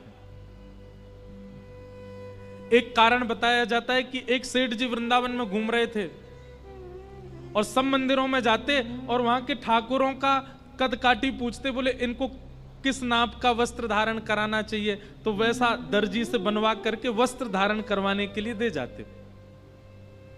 सब मंदिरों में भ्रमण करते करते आप जब श्री गोपाल भट्ट जी के पास पहुंचे तो आपने जाकर के निवेदन किया, महाराज यहाँ जितने भी ठाकुर हैं हम सबकी पोशाक बनवा रहे हैं, आप भी अपने ठाकुर जी का स्वरूप बता दीजिए तो हम उनकी पोशाक बनवाएं। अब ये सुनकर के गोपाल भट्ट गोस्वामी जी के तो नेत्र बंद होगा। अब मैं क्या बोलूं, हमारे तो शालिग्राम ठाकुर जी हैं, वो पोशाक ही नहीं पहनते। सेठ जी बाहर खड़े हैं, बोले बताइए आपके ठाकुर जी का स्वरूप कैसा है, हम उनकी वैसी पोशाक धारण करा देंगे। गोपाल भट्ट गोस्वामी अपने ठाकुर जी को देखें और नेत्रों में नीर भर आए और प्रार्थना करने लगे, नाथ याचक तो आया है देने के लिए वस्त्र, लेकिन मैं कैसे बताऊं मेरे ठाकुर की कमर ही नहीं है, मैं कैसे कहूं मेरे ठाकुर की भुजा ही नहीं है, मैं कैसे कहूं मेरे ठाकुर का वक्ष ही नहीं है, मेरे ठाकुर जी के चरण ही नहीं है, हैं तो सब पर मैं धारण कैसे कराऊं नाथ आपको। सेठ जी से कहा, भैया आप कहीं और ही चले जाओ, हमारे ठाकुर जी को आवश्यकता नहीं है। सेठ जी बोले नहीं नहीं आप बताइए ना, आप संकोच मत करिए, जैसे भी ठाकुर मैं बना के दूंगा। गोपाल भट्ट गोस्वामी बोले हम तुमसे कह रहे हैं ना कि हमें आवश्यकता नहीं, चले जाओ। पहली वेदना का कारण प्रकट हुआ गोपाल भट्ट गोस्वामी जी के चित्त में। और नित्य अपने ठाकुर जी की सेवा करते करते कहते, नाथ सब श्रृंगार करते मुझे अधिकार नहीं है, क्यों?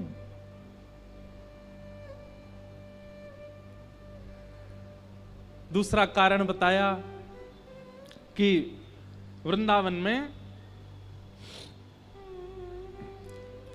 कहीं कथा चल रही थी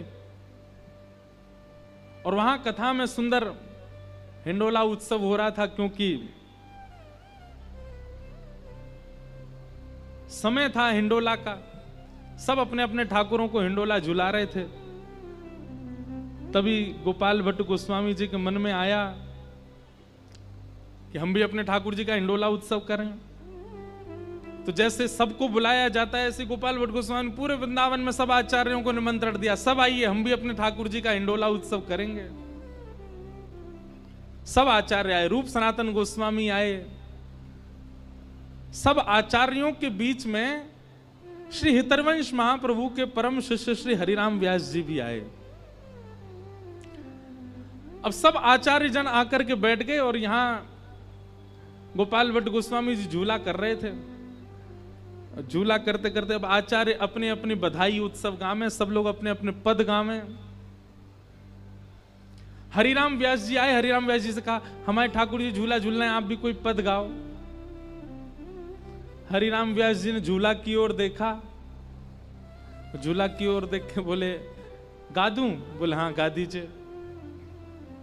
झूले रे झूले मेरे गंडकी नंदन, झूले रे झूले मेरे गंडकी नंदन, झूले रे झूले मेरे गंडकी नंदन, झूले रे झूले मेरे। जैसे ही कहा गंडकी नंदन, गोपाल भट्ट गोस्वामी जी के नेत्र खुले। बोले ये क्या बोल रहे? इन्होंने यशोदा नंदन नहीं कहा, इन्होंने देवकी नंदन नहीं कहा, इन्होंने नंद नंदन नहीं कहा, क्या कह रहे हैं? गंडकी नंदन। गंडकी नदी से प्रकट होते शालिग्राम। झूले रे झूले मेरे गंडकी नंदन, झूले रे झूले। 3-4 बार तो एक ही गाने लगे, तो सब आचार्य बोले आगे तो गाओ। आहा, स्वरूप कैसा है इनका।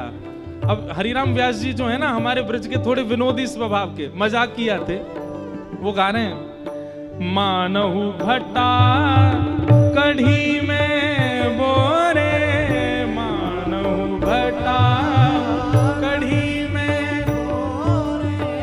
अंग लगायो चंदन चंदन, अंग लगायो। हरिराम व्यास जी बोल रहे हैं, बोले ऐसे लग रहे हैं जैसे बैगन को कढ़ी में बोर दिया हो। तो कढ़ी में बैगन बोर दो तो उसके जहां से बोरा गया है वहां कढ़ी लग जाती, तो पीरो पीरो लग जाए। इनके शालिग्राम भगवान के ऊपर चंदन बिल्कुल ऐसा ही लग रहा है जैसे मानो कोई बैगन के ऊपर कढ़ी डाल दी हो। अब ये सुन करके तो गोपाल भट्ट गोस्वामी जी को और बुरा लगा। बोले ऐसे क्यों बोल रहे हैं भाई, सबको अपने ठाकुर प्रिय हैं। आचार्यों ने कहा और गाओ और गाओ। आगे कह रहे हैं हाथ ना पाए नैन नहीं नाशा, हाथ ना पाए नैन नहीं नाशा, ध्यान करत कछु होत आनंदन, ध्यान करत कछु। झूले रे झूले मेरे गंडकी नंदन, झूले रे झूले मेरे। इनकी आंख नहीं है, नाक भी नहीं है, हाथ भी नहीं है, पैर भी नहीं है, कान भी नहीं है। नेत्र बंद करके प्रयास तो कर रहा हूं कि कुछ ध्यान में आ जाए, पर कुछ आ नहीं रहा है मेरे। गोपाल भट्ट गोस्वामी जी विरह आतुर हो गए, नेत्रों से अश्रुपात गिर रहा है।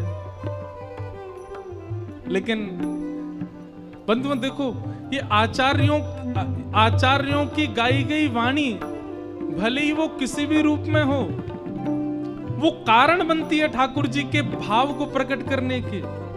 किसी के चित्त में आचार्य वाणी प्रेम प्रकट कर देती है, किसी के चित्त में आचार्य वाणी विरह प्रकट कर रही है।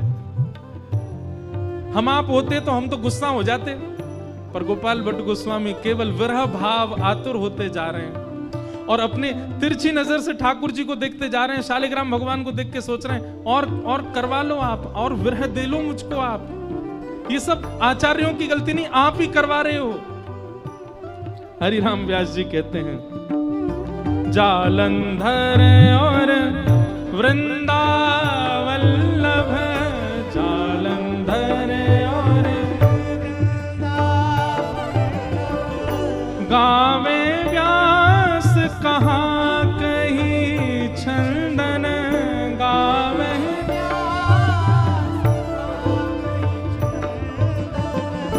झूले रे झूले मेरे गंडकी नंदन, झूले रे झूले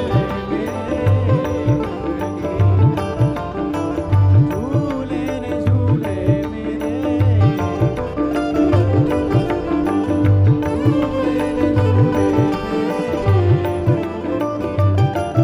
ए झूले रे झूले मेरे गंडकी नंदन।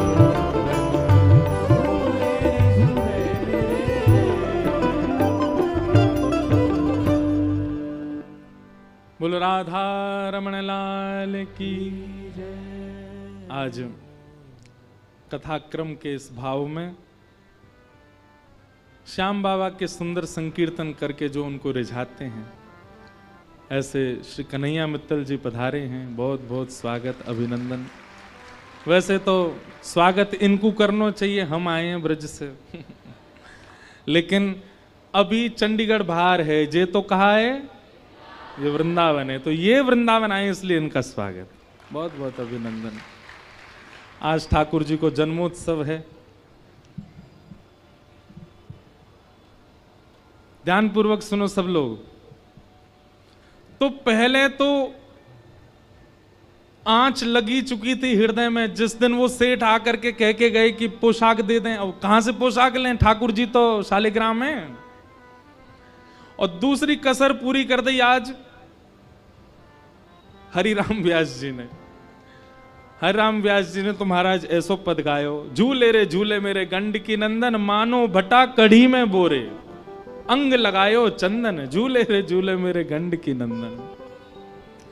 और ऐसो कह करके बोलो गंडकी नंदन भगवान की जय कह करके हरिराम व्यास जी चले गए वहां से और विरह वेदना में छोड़ गए श्री गोपाल भट्ट गोस्वामी को।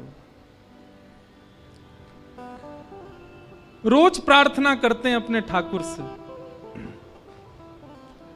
रोज निवेदन करते हैं, नाथ यह भाव कब पूर्ण हो। और तीसरा प्रसंग आता है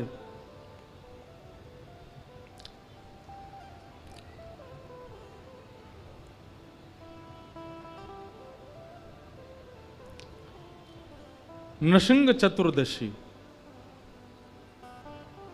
बहुत ध्यानपूर्वक सुनिएगा।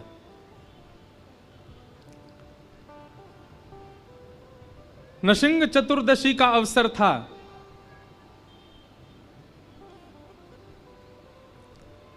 और तभी गोपाल भट्ट गोस्वामी जी श्रीमद् भागवत में नृसिंह भगवान के प्रादुर्भाव की कथा सुन रहे थे। योऽन्तः प्रविश्य मम वाचमिमां प्रसुप्तां संजीवयत्यखिल शक्तिधरस्वधाम्ना। नाथ, आप सभी प्राणी मात्र के हृदय में प्रवेश करके भक्ति भाव जागृत करते हैं और प्रहलाद जैसे भक्त के लिए आप खंभ से भी प्रकट